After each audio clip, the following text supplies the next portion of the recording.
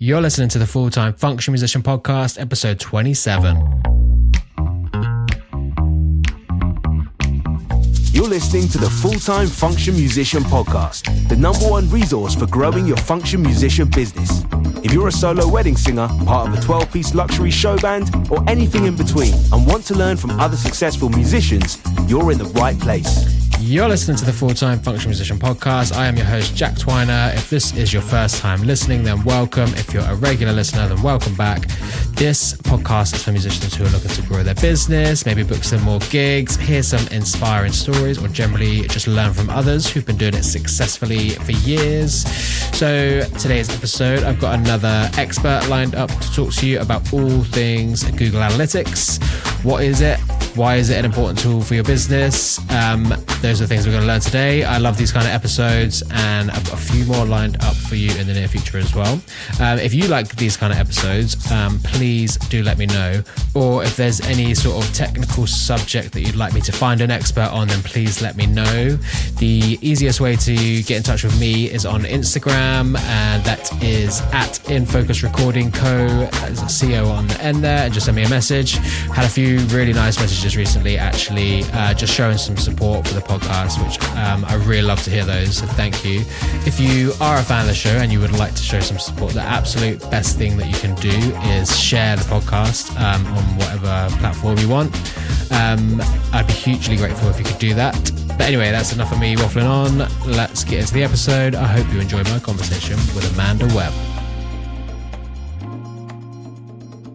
You're listening to the Full-Time Function Musician Podcast, and on today's episode, I'm joined by Amanda Webb from Spiderworking, and we're going to be talking about all things Google Analytics. Amanda, welcome to the podcast. Thank you. Thanks for having me. No, absolute pleasure. Yeah, I mean, we've spoken a little bit beforehand of this, and I've told you I don't know a lot about Google Analytics, so I'm really excited to learn on this one with everyone else as well. So yeah, to kick things off, let's find out a little bit about you and what you do. I have been doing marketing, digital marketing for, I'm kind of trying to think, I think it's like about 16 years now, maybe a little bit more. I used to run a business selling corporate gift things, but then the recession came along. It was that long ago. And obviously nobody's buying corporate gifts in a recession, but I had been using online marketing to sell that. So I had a blog, I had a Facebook page. I was one of the first people to have a Facebook page. Nobody had them when I set up. And I used Twitter, I used LinkedIn. So I looked at what other skills I might have that I could sell if I couldn't sell corporate gifts. And to be honest, I hated selling corporate gifts. I'd just like to put that out there. I hated doing sales. I hated packing hampers in the cold. So for me, it was a bit of relief that recession came along. So I looked at what I got. I got these skills that I'd learned that a lot of people were just playing with at the time. So I started teaching, training and putting together social media for people. And then over the years, that's evolved, and I've done so many different things, lots of like digital marketing strategy, blogging, videos, whatever. But I knew I needed to niche because I was an all-rounder. And one of the things I've always been attracted to was analytics. And the reason for that is because it saved me.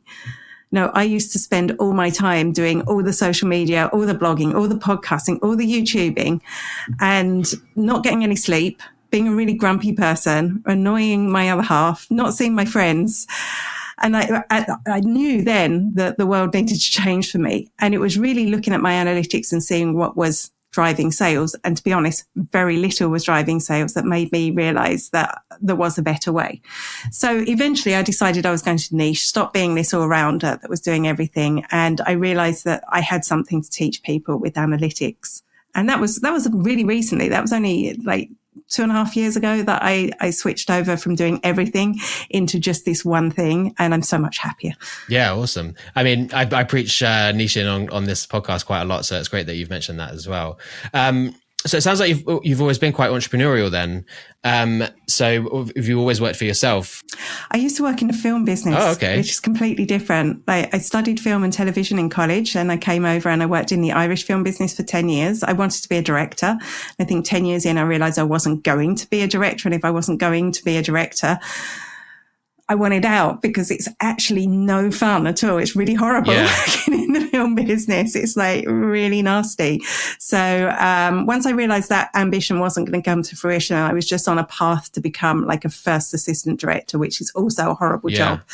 I thought, well, I actually need to do something else. So I decided I was going to start my own business, and that was it. Perfect. Yeah. It's interesting. When back before I really knew what I wanted to do with anything, I thought, I want to work in film. So I started doing some runner jobs on like short films, music videos and stuff, getting paid. I think the most I got paid was 50 quid for like a 30 an hour day. And it was such hard work, and I didn't last very long. So that's that story over.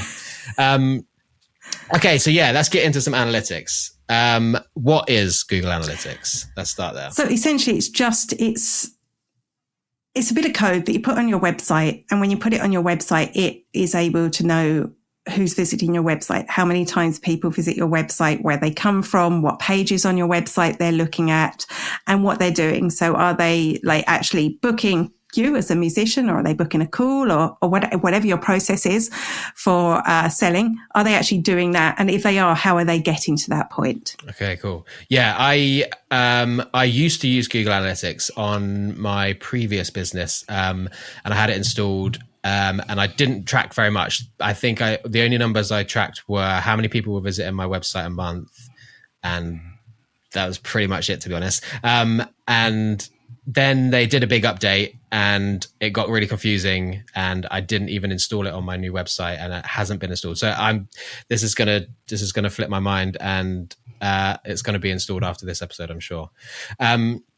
So I guess, where would you go next from what Google Analytics is? Do you want to how it can help? So I suppose firstly, I want to go back to your story where you were saying, because it's so common, and I know maybe if any of your listeners have used Google Analytics, it was probably the older version. Yeah.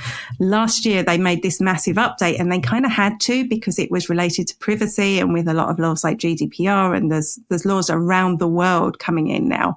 They needed to comply with those. Otherwise, people weren't going to be able to use it. They were going to get fined. So they made a big change, and it's not like other updates. It's a completely new system. So now when you log in, if you had any idea where to look for things before, it's just not there.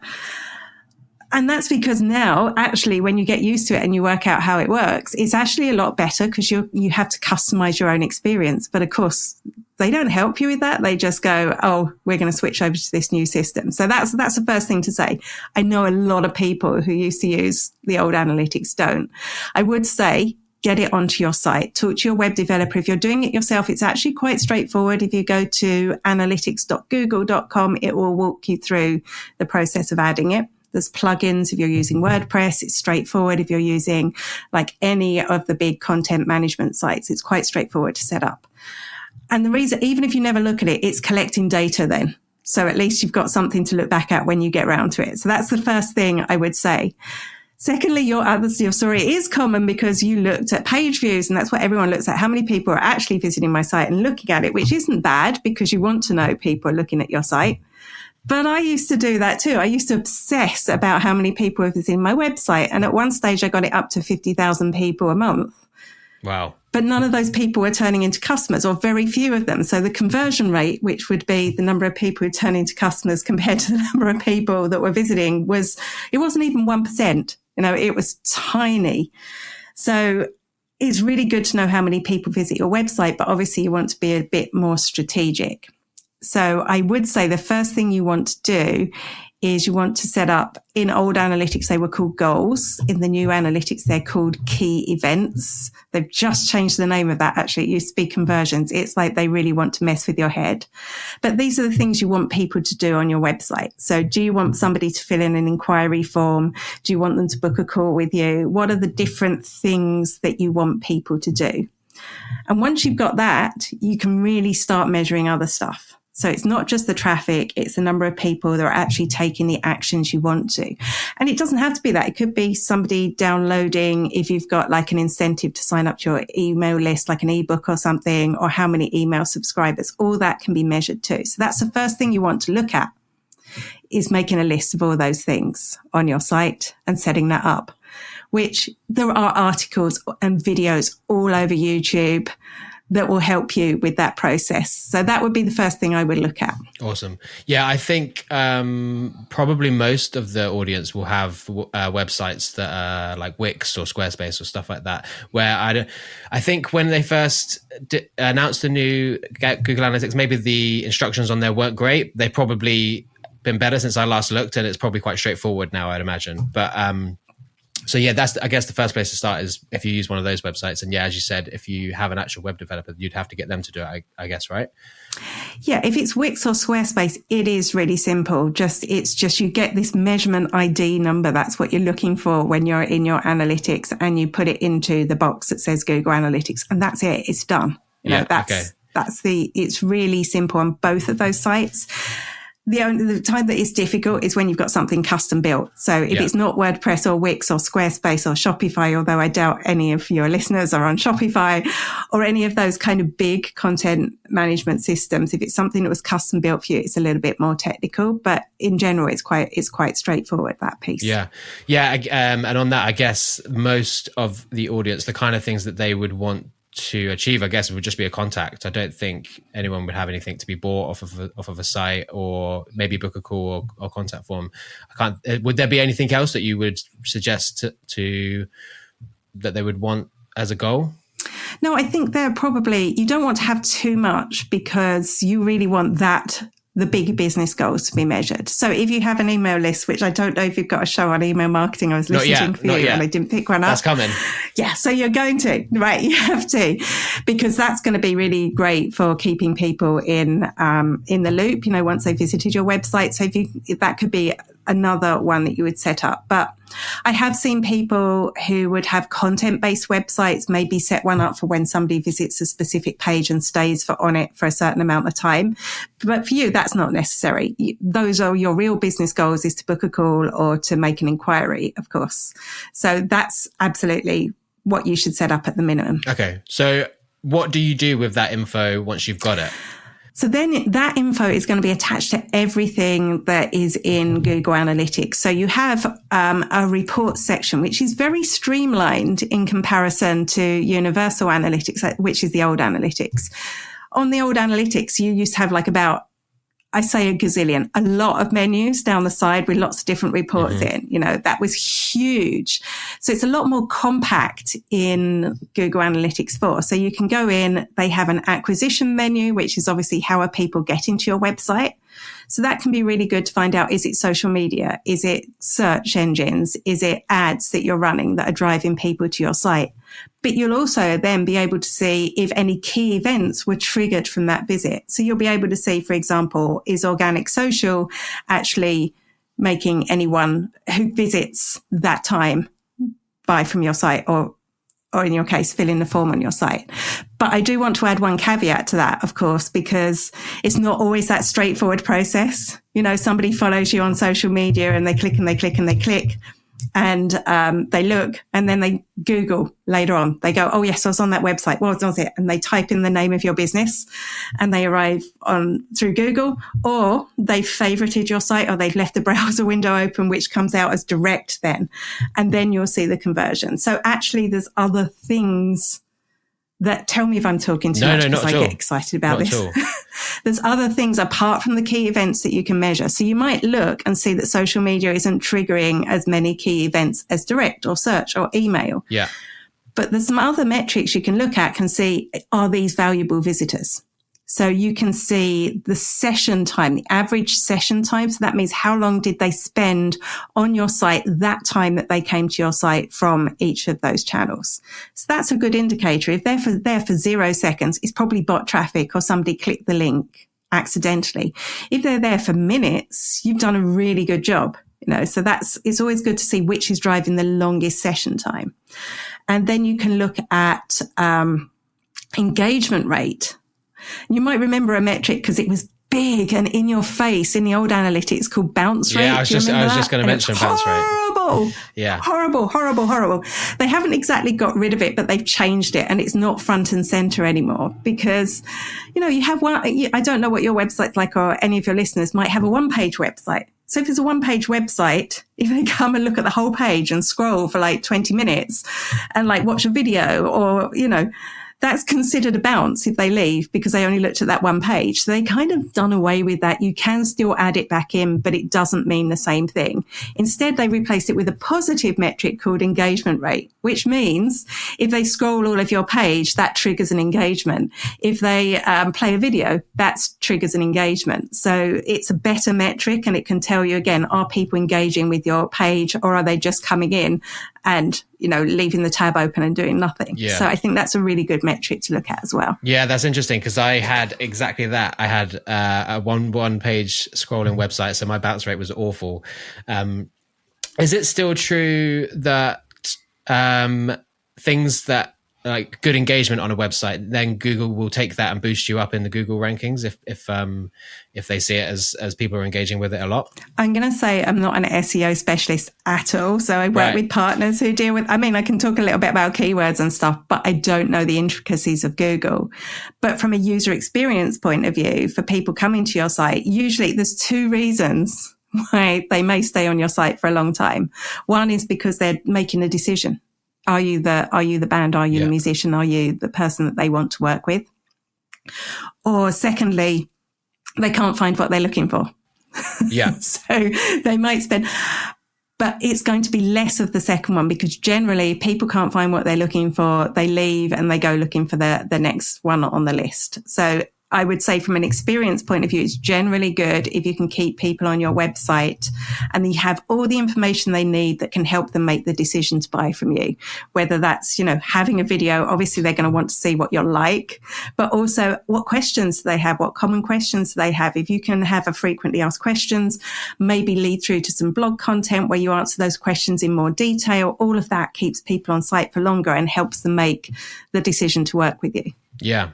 It's just reminded me of another sort of analytics site that I used to use called Hotjar, where you could heat map your site. And I feel like hand in hand, they can go really well together.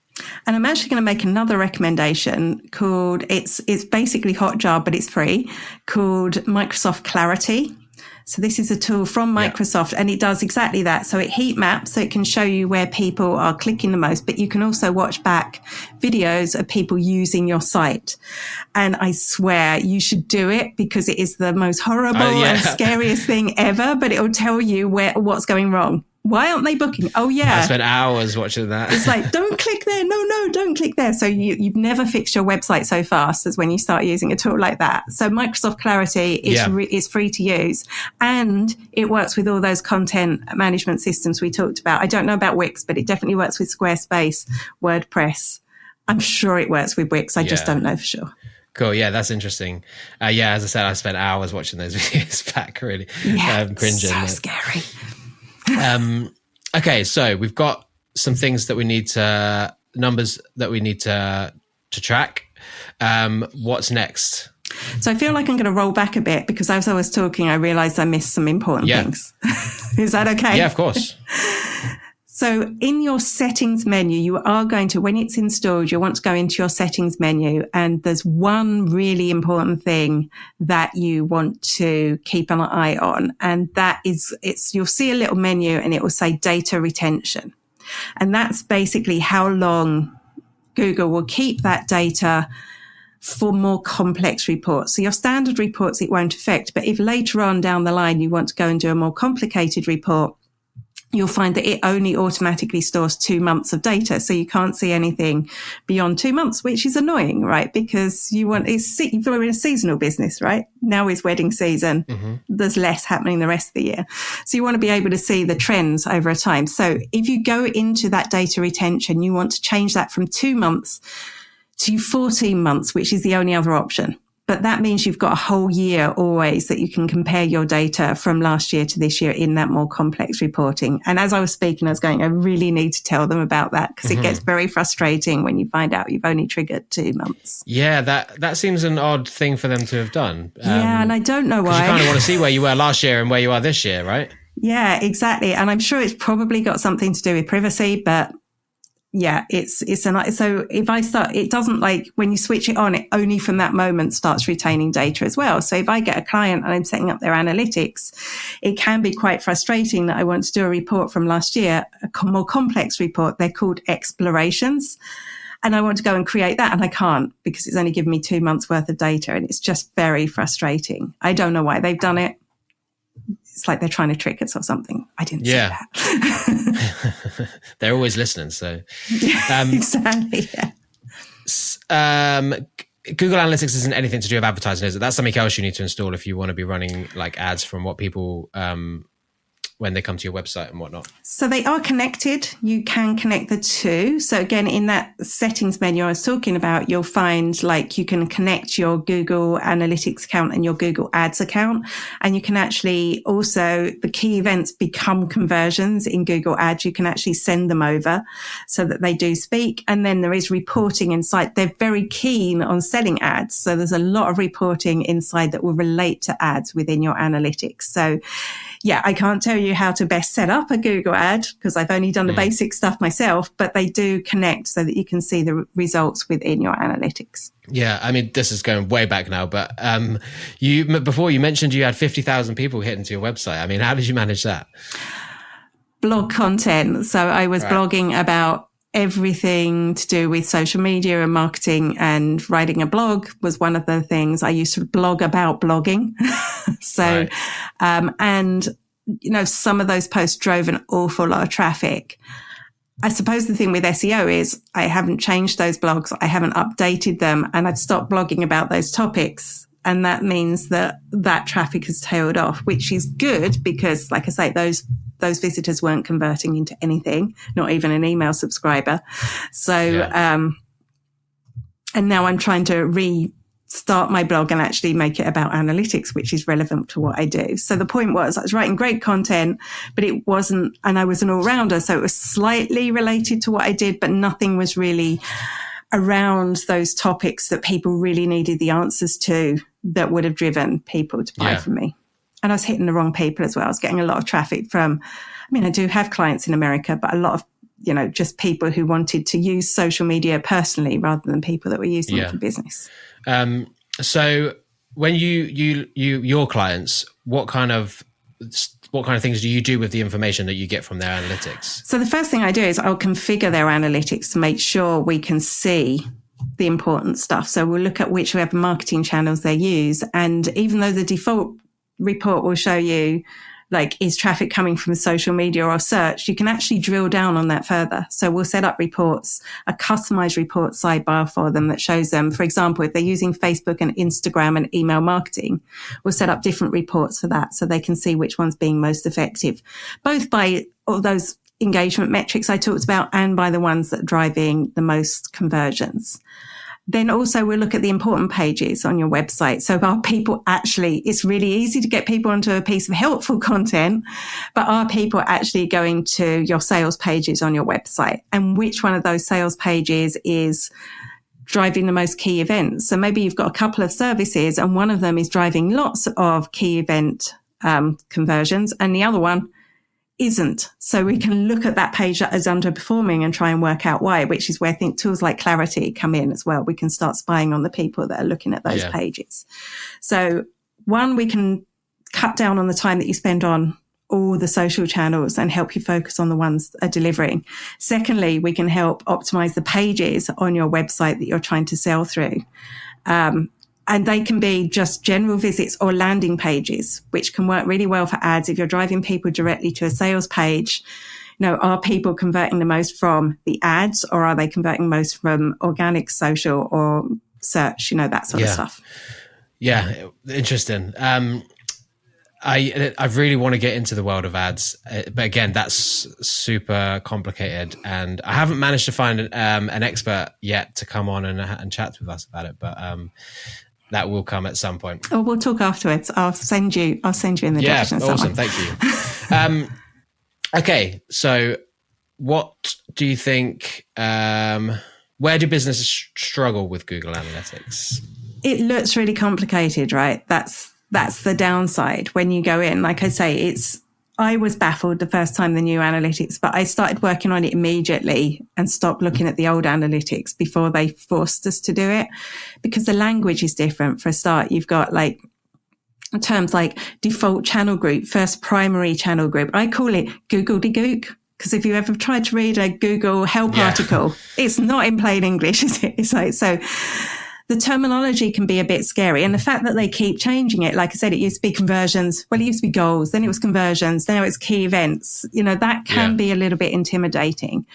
So I'd recommend just starting with what question you want your analytics to answer for you. So is it which one of my marketing channels is driving the most customers? That could be the question you want to answer. And when you do that, you can go in, you can go find that marketing channel and you can see the results rather than what we all love to do, right? When we go, well, I say that because I get excited about analytics, is the rabbit hole. So you go in, if you don't know what we want the answer to, you just start clicking menus and clicking. And, oh, what does this do? And like, it can take you like hours before you come out of this thinking, oh, I've discovered all this stuff, but actually you still don't know anything about your marketing. So what is the question you want? It's like, does this sales page work? Why aren't people buying from me? And starting to track those things and find out those things. So the questions come first and then start looking at your analytics to find the answers. Okay, yeah, interesting. I suppose then figuring out what the issue is, because it could be so many different things, and hopefully we'll try and answer some of those on different episodes of this podcast. It could be just what your website looks like. It could be the language isn't right on there. It could be you're not actually telling people you want them to fill in your contact form, things like that. But yeah, maybe sometimes it's as simple as people land on your homepage and they don't know what to do next because you've hidden the button, or it blends in so beautifully with your design. They don't know what it is that they need to do to book you or to see a video of you playing or whatever it is that thinking about what they're going to want to do when they arrive on the homepage is kind of important. And I think a lot of us neglect that. Yeah.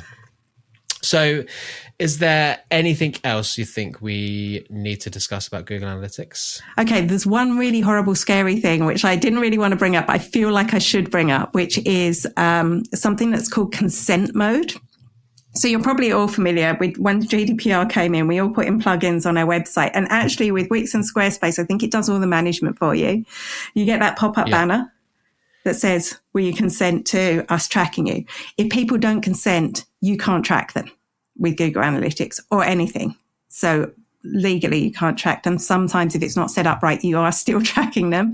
But Google are getting really hot on this now. They really want you to have consent mode, which kind of sounds like, well, why would I install analytics in the first place, right? If I can't track everyone who comes to my site. So firstly, I'd say comply with the law. It's important. Secondly, no analytics system is ever 100% anyway. People are using ad blockers. People use lots of ways to get around you being tracked. But what you want to look at, instead of like obsessing about a specific number, is you want to look at the trends. And all of that I talked about, if you can see how much traffic is coming from Facebook, how compared to how much is coming from Instagram, it doesn't matter if they're not 100% accurate. You're still being able to see the trend that Instagram is driving more traffic, but less sales maybe. And Facebook is driving less traffic and more sales. So do make sure that you've got that switched on. And if you do have it switched on, it almost goes back to what I was talking about a minute ago. If you've got that banner, don't make it all lovely that sits in like perfectly and fits in with the background of your website, because people don't see it. You need to make it big and ugly and obtrusive. So people have to make a choice, either to consent or not consent. Because what happens if they don't make a choice at all is that's a no consent and you don't get the data. So sometimes we go, oh, my website's beautiful. I don't want to mess it up with this big ugly banner. Just do. Yep. So make that big ugly banner so that people have to make a choice. Yeah, perfect. So just so I've got it clear in my head, I want to like go through what I understand this can do for me in my business now. So let's say I'm advertising on, not with ads, but just some posts and things on Facebook. And then I've got my Instagram as well. I can then track that someone has come from Facebook, gone through my website, clicked certain things, filled in my contact form. Someone has come from Instagram and they've done the same, but not filled out my contact form. That's what I can... Yes. The information I can get from it, right? Yeah. And then you might go, well, actually, maybe I should be spending more time on Facebook than Instagram. That's the sort of decision-making process.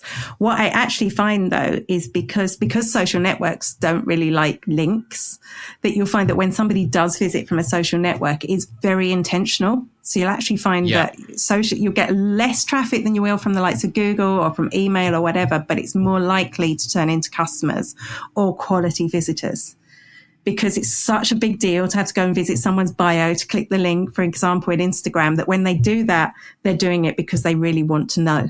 No, that's the thing. So don't be put off if those metrics are low. As long as you're getting that engagement from the people that are there, that's good news. Yeah. Does it give you keywords as well that people are finding your website through on Google? You can. So there's a tool called Search Console from Google, and you can hook that up. So again, in your settings menu, you'll see Google's tools there. I talked about where you could add Google Ads. You can add in Search Console there. And once you've done that, you can see keywords that people are using to visit your site, which is really great. I'm always obsessed with finding people that are searching for me in particular. So it's great if you've got a specific name of your band. If people are typing that in, that's really good news. That's really great brand awareness that people are looking specifically for you. It's a bit harder for me because there's a lot of Amanda Webbs in the world. Yeah. So sometimes they aren't looking for me. Yeah, that's great. So is there anything else that you wish I'd asked you about Google Analytics? Anything that we haven't covered yet that you think people need to know? I think the most important thing is just get it on your site, get that setting so that you're collecting 14 months of data. And then even if you do nothing with it, it's bringing the data in. You've got the stuff there that you can visit later on, or somebody else, you can get somebody else to look at it for you. Yeah. So Jack, go do that now. I'm genuinely going to do it straight after this. But no, yeah, I think there's so many things we all have to do in our business. I think, and you can't do it all at the same time, but I think it's great just to get it on there so you can figure out your Instagram first, and then you can come back and cool. And now that I've got that covered, I can start seeing what's working and what's not down the line. So yeah, that's the important message from this one, is get it installed. Absolutely. Absolutely. And if you don't have a website, get a website. And the thing is, if you get it installed and you look at it, you're going to end up saving yourself time, as long as you know the question you want to ask, because you're going to abandon doing the thing that isn't working for you, that you're spending all your hours on. Yeah. Amazing. So if people wanted to learn a bit more about you or find out, where do you kind of hang out online? Do you have an Instagram? What's your website? Yeah, if you visit my website, spiderworking.com, spider like the scary thing, doing a job, spiderworking.com. That's my website where you can see how I can help you. And then I am Spider Working everywhere. So whichever social network you use. I don't really use X anymore, but the rest of them, you'll probably find me. Amazing. Awesome. Yeah, I'll include all those links in the show description as well. Amazing, then. Thank you so much for coming on, having a chat with us. Thanks for having me. Thanks for letting me nerd out about my favorite thing. Yeah, pleasure. That's been great. So there we go. I hope you enjoyed our conversation. And again, I just want to say a big thanks to Amanda for coming on and sharing her knowledge with us.